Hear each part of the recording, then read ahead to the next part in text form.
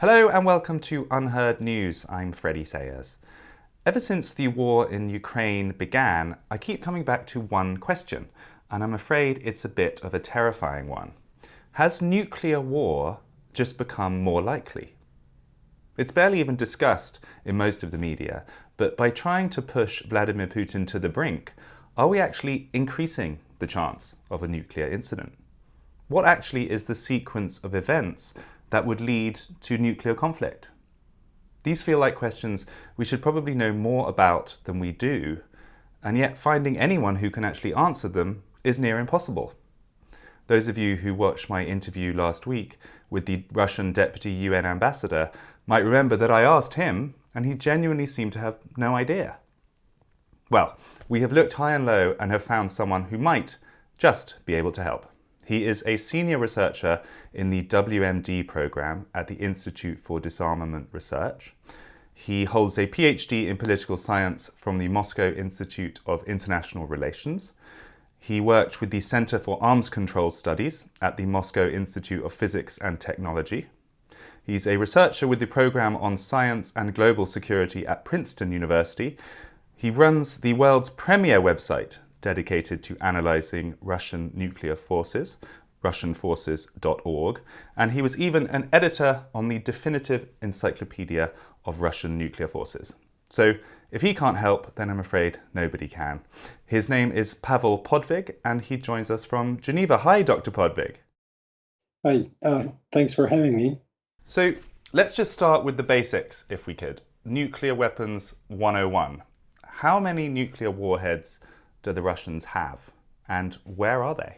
The total number of warheads that Russia is believed to have is close to 5,000, which is roughly the same number as in the United States.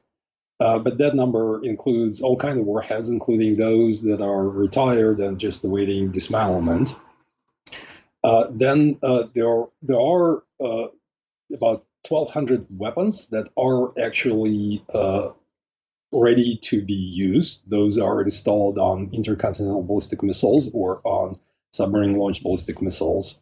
These are strategic warheads, strategic delivery systems. So those would be kind of ready to go? Yes, those are ready to go. They are designed to be in high degree of readiness, and those, if things come to that, they could be launched in minutes. But those are strategic warheads, and those are targeted at presumably at the United States or some other countries. Could I just ask on that? So, where are they?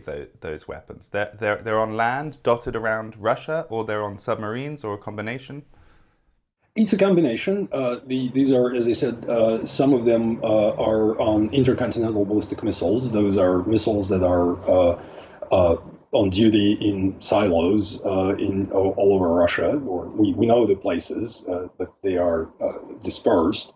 And they are also, Russia also operates the mobile intercontinental ballistic missiles. So those are missiles that are carried by mobile launchers, and they are sometimes in the base, sometimes they go on patrol and hiding somewhere in the woods. So these are the rough count is about 800 of those warheads are with intercontinental ballistic missiles. Then there are strategic submarines. Those submarines carry sea-launched ballistic missiles that also have warheads on them.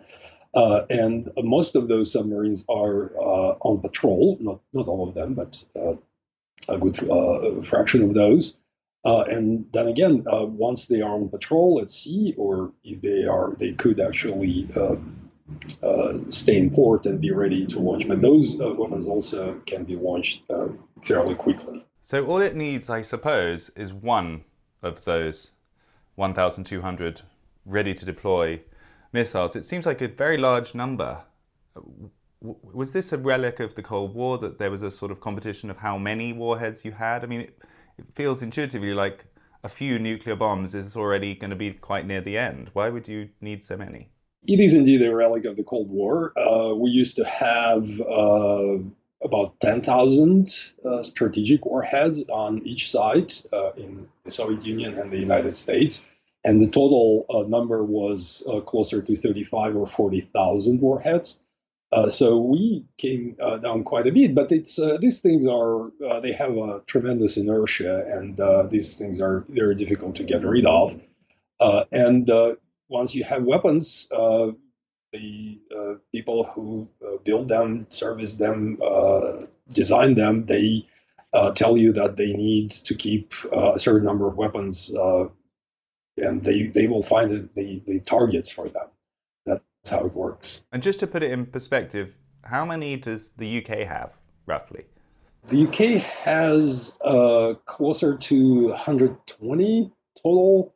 Again, we don't know the exact number, but it's on that order. You say they're actually already pointing at targets. Do we know that? So they've chosen potential targets in advance? They certainly have targets that were chosen in advance, and there are elaborate war plans that tell them where to go, in what circumstances. There are options. So normally a missile would probably have several options that would be chosen at the time when the plan is implemented. And that's a kind of a science of its own, pretty macabre science, but it is. Interestingly enough, there was an agreement from '94 under which all missiles in Russia and the United States, when they are in peacetime, they are not pointing at anything, or they are pointing at the oceans. With the idea that if there is some kind of an accident, then they will not hit a city or something like that. So I'm just wondering, in the context of what we've seen in the past few months, where it looks like some of the Russian military is underperforming against expectations, at least, how do we know whether their sort of nuclear capability might be similarly degenerated? I mean, are they Cold War era facilities that, do they work, basically? I wouldn't count on them not working, let me put it that way. Again, these things are not, they are complex pieces of engineering, of course, but there are no moving parts there. And again, there are ways to keep them in working order. And we also have a way of looking at things that can be tested, like, for example, missiles. Missiles are being tested fairly regularly, and looking at the failure rates and things like that, we could see that these are, even though some missiles are literally almost 40 years old, once they are launched, they perform. So what do we know, given that we know they have this massive arsenal, what do we know about the decision-making process towards actually letting one off? Do we know anything about that? Is it all speculation? There are two key scenarios here, and one is what is called the retaliation. So if a country finds itself under attack, then it would want to launch nuclear weapons in response. So under nuclear attack. And in this case, you would want to make sure that the attack is real. On the one hand, but at the same time, you would want to make certain that you don't launch your weapons based on a false alarm. So, and there are certain procedures there, and as I said, in the Soviet days, they developed these procedures, and in fact, it appears that the protocol is that you wait for actual nuclear detonations on your soil before you can launch weapons in retaliation. So that is one scenario, and still it appears that even in this case, it's not just the president who has the sole authority to launch the weapons. There is a process that involves other people in the loop. Presumably the Minister of Defense, the Chief of General Staff. They probably do not have the right of veto, but still they have a chance to be in the consolidative process. You could also have a first strike. You could decide that you want to launch an attack. And in the case of a first strike, again, the president being the commander-in-chief could probably circumvent all the safeguards that are in place. But still, it would be a process, and there would be many people involved in that, including the military. You would have to develop a plan to use weapons. You would have to select targets. You would have to issue orders. And again, since the military are there to follow the orders, not to question them, but still it's a process, and it takes a certain time and cooperation of people. It's not like there is a button there somewhere on the president's desk and it can be pushed. No, it doesn't work like that. I mean, having seen some video footage of President Putin meeting with cabinet colleagues, you don't get the impression he has a huge amount of respect for them, and they seem quite sort of interchangeable. I guess we shouldn't hold all of our hope in saving the world on some sort of cabinet minister disagreeing with him.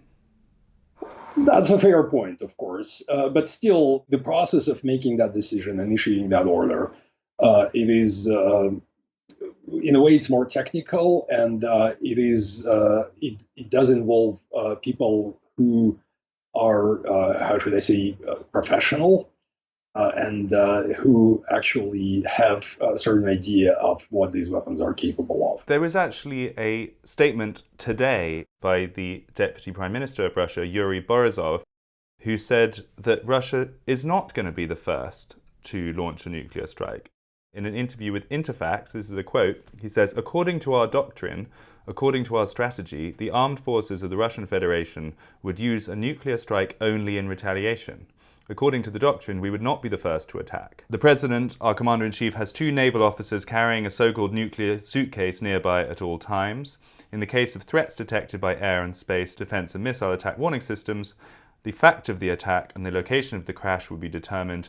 These are the criteria for retaliation." So should we believe that, do you think? He's saying the doctrine is they would only launch in retaliation.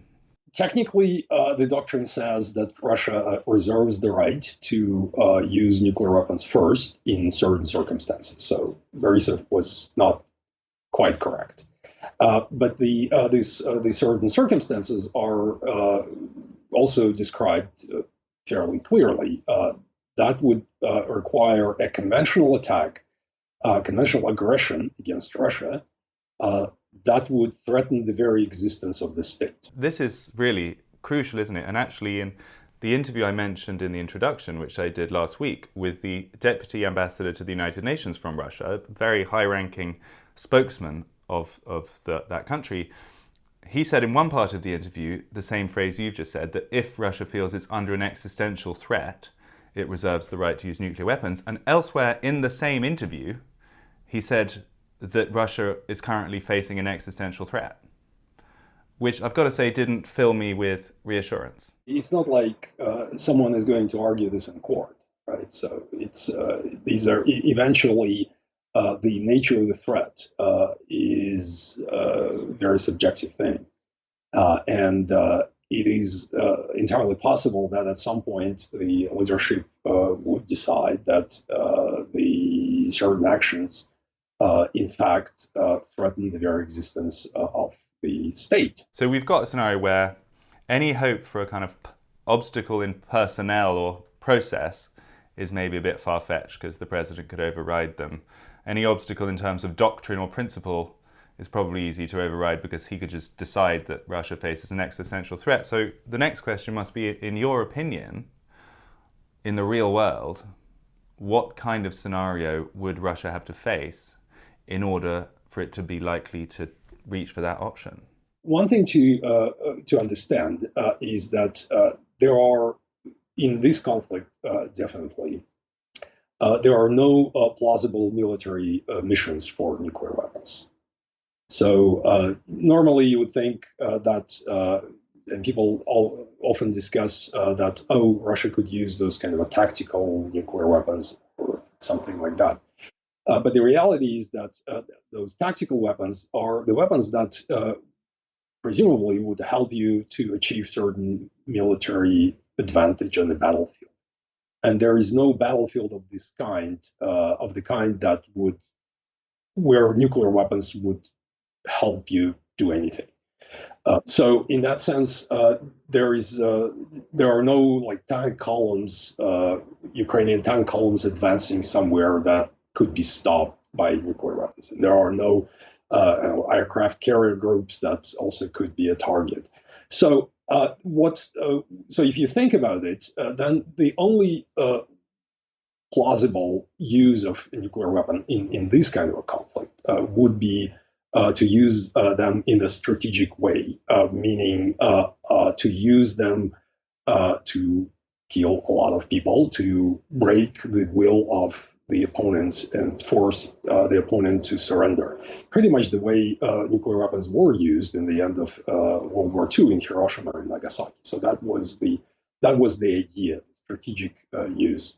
Or again, people often mention the option of Russia is using a demonstration strike, sort of detonating weapons somewhere high in the atmosphere and sort of to show the resolve to use them. But then again, the question is to use them for what? And you're coming back to the same issue, to use them to kill a lot of people. If we could, let's just dwell on that possibility, because that is an interesting one.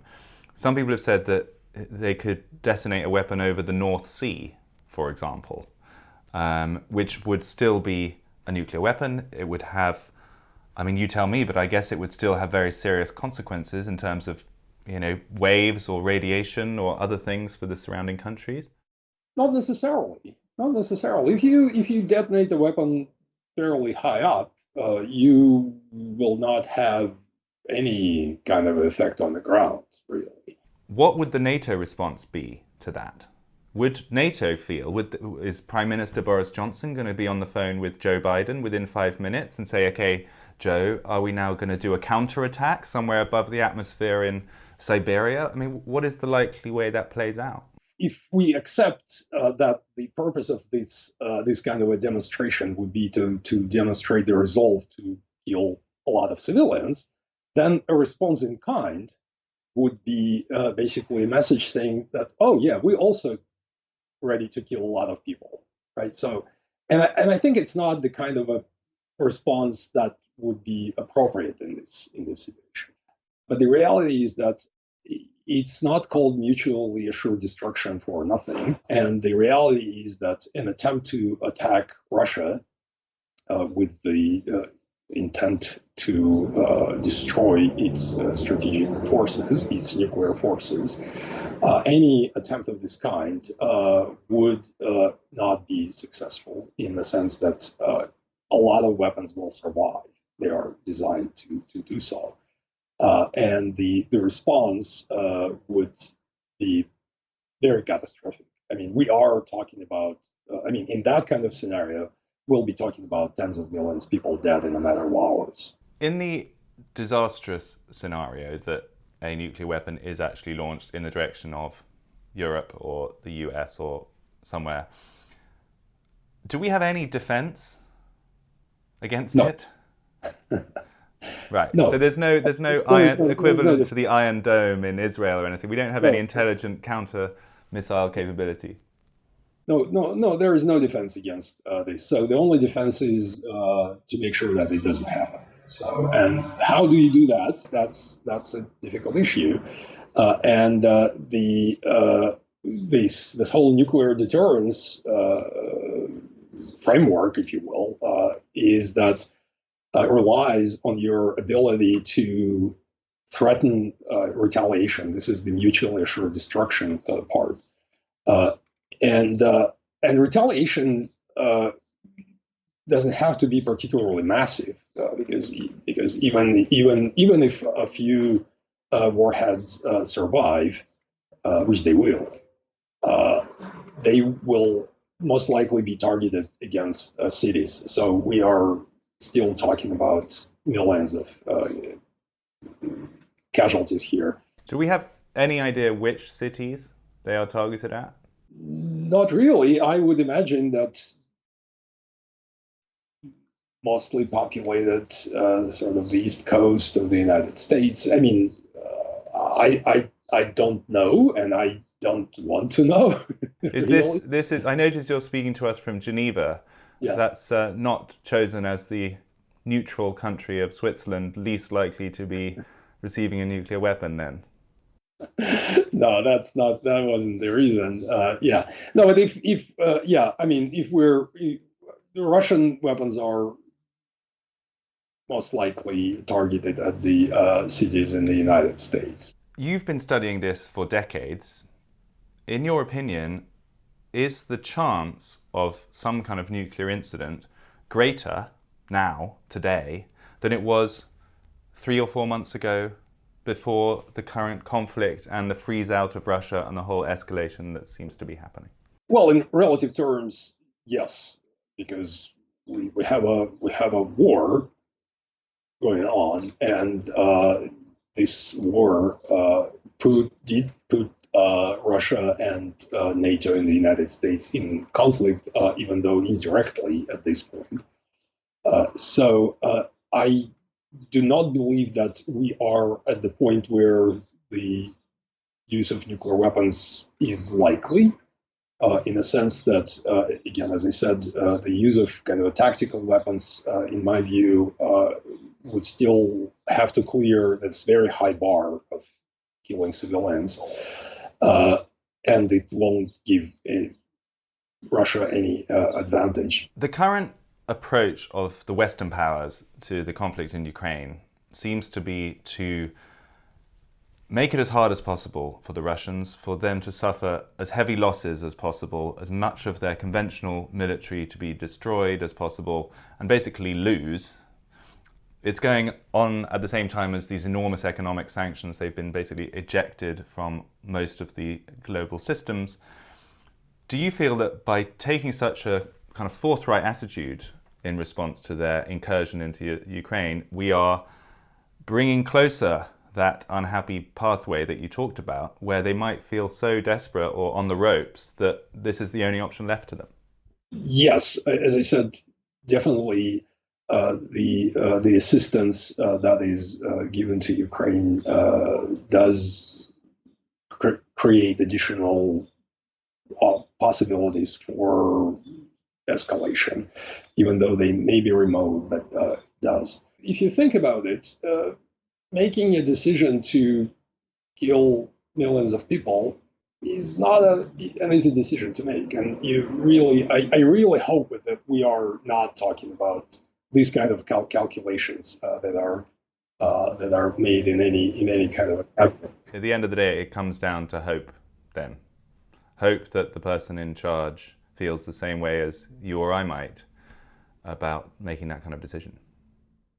Well, hope, yes, I guess that's. But again, what I'm trying to say is that it's not just hope. We can work to make that position stronger and clearer and really forceful. There is no guarantee that it will work, but that doesn't mean that we are kind of helpless here. So, as you're sitting there in Geneva, you won't be going to bed tonight anxious about the possibility of nuclear war. Should we be reassured from one of the world experts on this topic that you're not sitting there really worried that this is becoming a possibility? Yes, I think we should be clear that again, we are not there yet. We are not close to nuclear use in any shape or form.